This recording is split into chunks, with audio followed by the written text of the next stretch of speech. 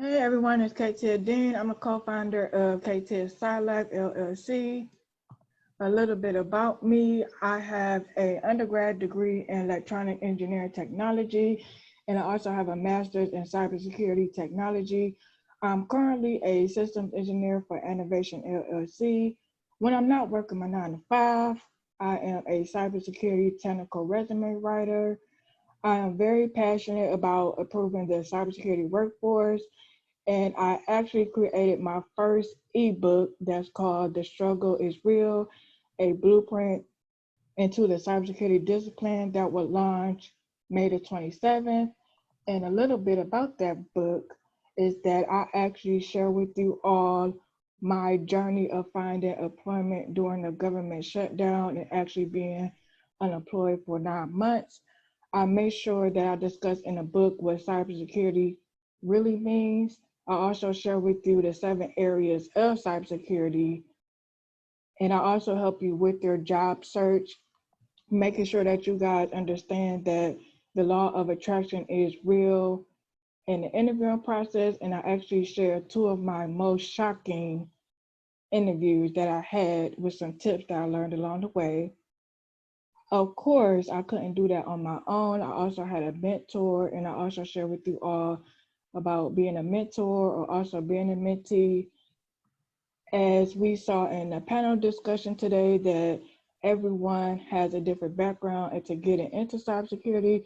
So I actually had the opportunity to share 10 people's stories that got into cybersecurity.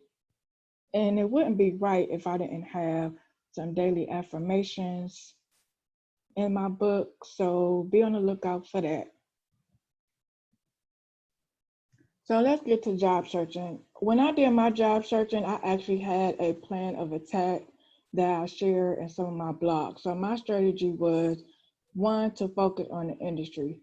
So most of my experience deal with supporting Department of Defense contract work. So my industry was government, defense and space, and sometimes aviation because I worked at Northrop Grumman. Then after that, I went to the company size. So I have experience dealing with big companies and then smaller companies. I actually like the smaller company size because you get to grow more and you actually get exposed to different roles within your current role. And then the last thing is actually the role itself. So a lot of people, when they do job searching, I notice a lot of people focus on the title. However, if you just focus on the title, that could be confusing in a different industry. So you could see a SOC analyst role for the banking industry, but if you look, let's just say the defensive space side, a SOC analyst could be a completely different thing.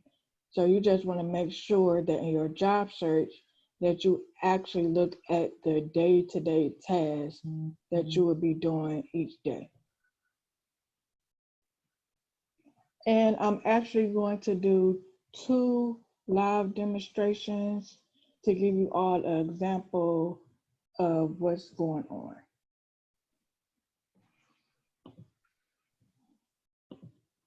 And for my job search, I actually decided to go against the, um, let's see, I'm paused. Oh, sorry. Sorry, y'all was paused. Still sitting paused.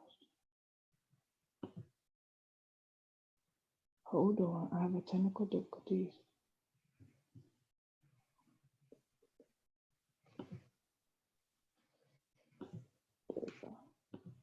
Okay, I got it, y'all. Sorry. So I decided to go against the grain for job search, and I want to focus on the non-technical side, which I actually referenced the cybersecurity workforce document, which is the NIST 800-181 document. So my particular section in cybersecurity is the oversee and governance side of cybersecurity. So I mainly focus on business processes, collaborate with different teams on various projects. So for my current search for Indeed, and I know some people are against Indeed, but I actually like Indeed. So what's going on now, of course, with the I call it the Rona, with the Rona and whatnot. I decided to do remote and then business analyst. So for instance, what I actually like about this senior business analyst role is that if you all can see something that's very unique, is that they actually ask for someone that has UX and UI design experience. So this is an example where if you come from a different background and that you could actually transfer your UX experience and get it to cybersecurity this way.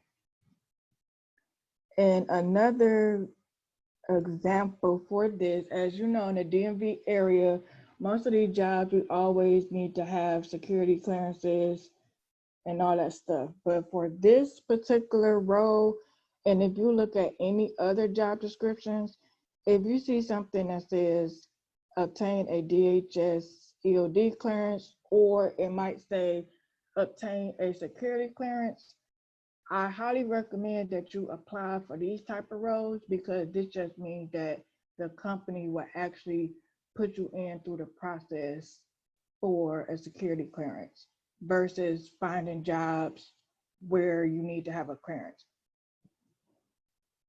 Another search we could do, since I know a lot of people like to do, actually I'm gonna switch it up again.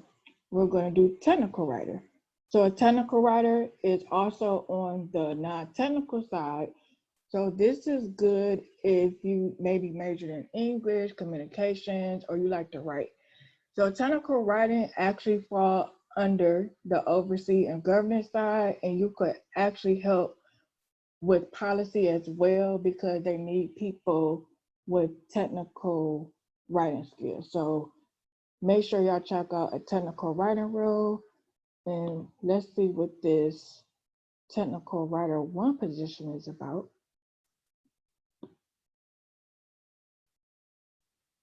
So for this particular role, oh y'all, this is actually a for real entry level. We don't hit the jackpot, y'all. Hold on. All right. So right here, this is very rare. So this actually says bachelor's degree with 0 to 2 years of experience. So this is actually a true entry level role. I'm sure most of everyone out there that's job searching, most of the time we see entry level, it says 3 to 5 years, sometimes 7 years, and you look to see, okay, that's not really entry level. And another good thing, as I mentioned before, since we are in the DMV area, here in this particular one, they says eligibility for a DoD secret clearance is required. So once again, that just means you will be put in possibly for a security clearance.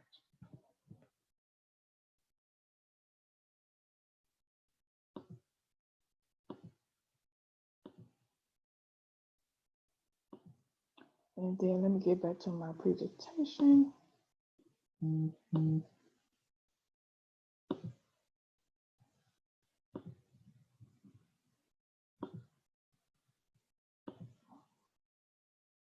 Okay, so that was my quick demo.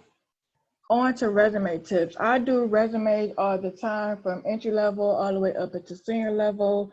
And here are some things that I see all the time. So some tips that I recommend for everyone is, number one, do not put your full address on your resume. You could eliminate that. Sometimes you could just put the city and the state, or you could just leave it off. I actually did that for most of my resumes when I apply for jobs. Make sure that you are using the correct tense. So this is something common that I see. If you are currently working and it says present, make sure that all your action verbs are in the correct tense. So some people would say present, but they will use the ED at the end. So that's a little confusing. So make sure that you pay attention to those small details in your resume. Another thing is to make sure that you use the same font throughout the whole resume. Some fonts that I actually like is Calibri, Garmin, Georgia, and Ariel sometimes. Times New Roman is kind of old school, so I wouldn't recommend doing that. And someone actually had mentioned this in a panel discussion. I tell people this all the time when I'm doing their resumes. Please, please put all cyber related projects, labs, online learning on your resume. And the reason why I say that is because, yes, you could say that you're passionate about cybersecurity, but you also need to show how you're passionate. And this will actually be a great icebreaker during the interview as well. Because, for instance, when I was looking for employment during my 9 months, even though I was not working, I actually put my blog. So my job title was a cybersecurity blogger. And I actually put the articles I wrote and all those things. So the thing about the title cybersecurity blogger, a lot of recruiters and hiring managers was actually interested in, oh, can you tell me what a cybersecurity blogger is? And that was actually a great conversation starter. And then I was able to talk about my past work experience. So even though everyone, as I know, even though y'all going through a storm, still look at the positive and focus on, okay, what am I doing to grow myself? Let me focus on that during my interviews and then go back to your job experience.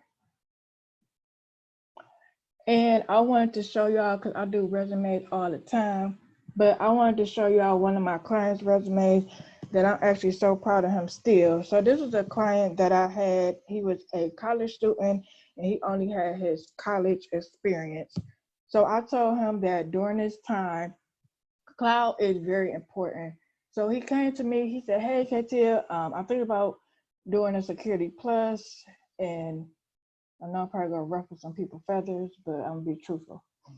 So I have a love-hate relationship for the Security Plus. I'm that person that Security Plus is a great basics. However, when you're looking for a job, now you have to compete with everybody else that has the Security Plus. So my advice to anyone is that, one, think outside the box, think what is up and coming, and then choose your search that way. Also choose your search based off what you are passionate about in your whole path. So for his resume, of course, I put his name, phone number, email. As I mentioned before, just the city and state. For your summary, if you are entry level, I always say to put your current role that you probably inspired to be. And if you're earning a cert, say, hey, I'm earning the Security Plus so I can mitigate against risk. Or if you're getting a CEH, you're earning to get this cert because you want to defend a network, something on those terms. Education, if you are entry level and a student, GPA is important for an internship. Now for me, I have like 6 years of experience. I didn't need to put my GPA on mine. And also, if you have like 6 years of experience, then you will actually put your education at the bottom. Put certifications as well, technical skills.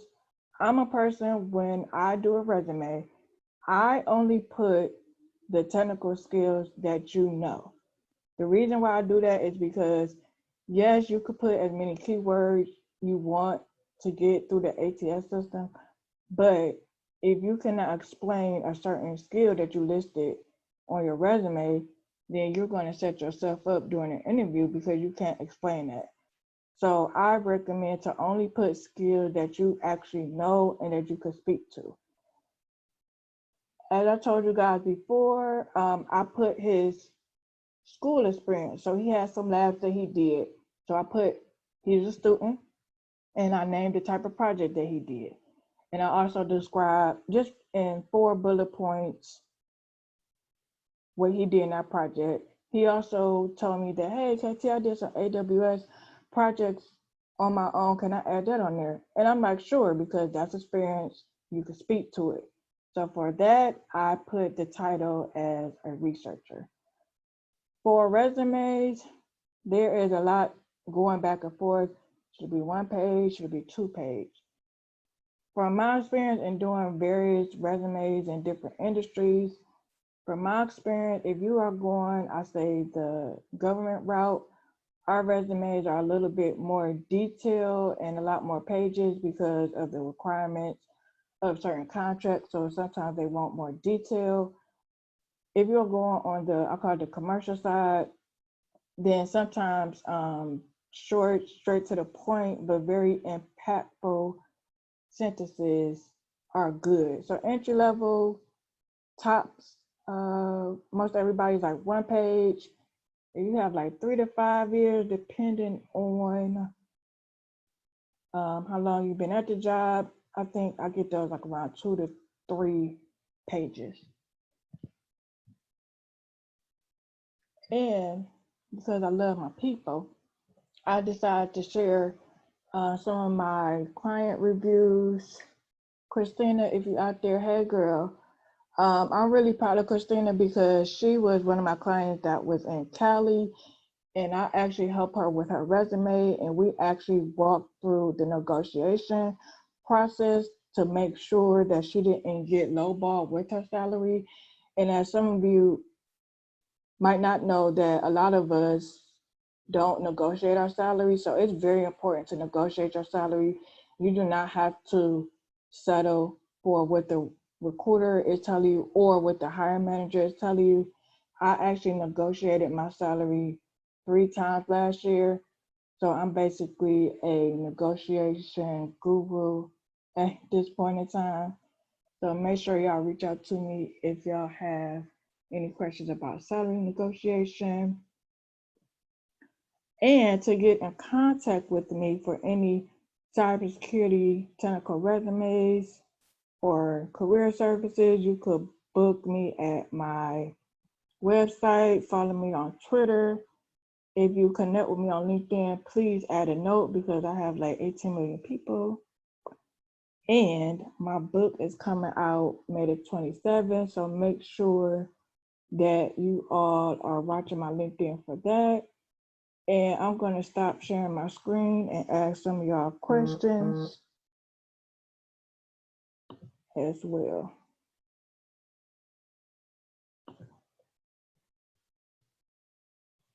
Oh yes, for my book, it will be on my website soon.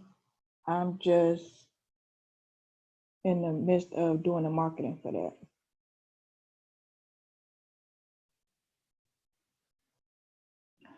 Some people are against job search on Indeed because sometimes some people say they don't like it, or sometimes you can have spam. Some other website that I recommend is, if you're strictly looking for cybersecurity positions, is ninjajobs.org. And if you all find something on ninjajobs.org, I am y'all plug for that because I know the recruiters over there. So if y'all find something, send me a DM with your most recent resume. And I will also make sure that y'all resume is up to par because I don't want y'all out here slipping. And I think I got everybody's question. Oh, resumes that are printed out front to back. To me, that depends on like if you're in an interview. So when I had an interview, my resume was printed out front to back because I had like 3 pages. But more than likely, if you separate them, that would probably work. But since we are in these times, everything would be virtual. So it's okay to have it printed front and back. It's no big deal.